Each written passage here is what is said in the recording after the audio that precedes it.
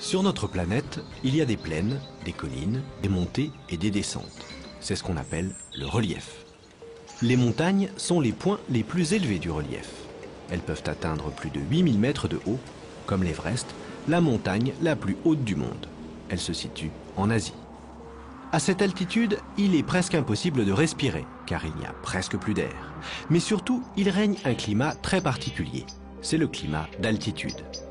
Un climat qui est le même dans toutes les zones de montagne sur Terre, qu'elles soient dans les pays chauds ou dans les pays froids. En montagne, là où règne ce climat d'altitude, il fait froid et humide, et à toutes les saisons. Mais pourquoi fait-il si froid? D'abord, à cause de cette altitude. Plus on monte vers le ciel, plus la température baisse. Elle perd 1 degré à chaque fois que l'on grimpe de 100 mètres. Cela vaut même sur le toit d'un gratte-ciel. Il fait beaucoup plus frais en haut qu'en bas.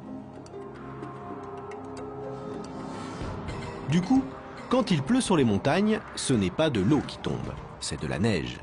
Car en dessous de 0 degré Celsius, l'eau se transforme en glace, comme pour faire des glaçons dans un congélateur. Et il neige souvent en montagne, car les nuages restent coincés par les sommets qui sont plus hauts qu'eux. L'eau qu'ils contiennent retombe sous forme de neige. Année après année, cette neige se tasse et forme de gigantesques fleuves de glace, les glaciers.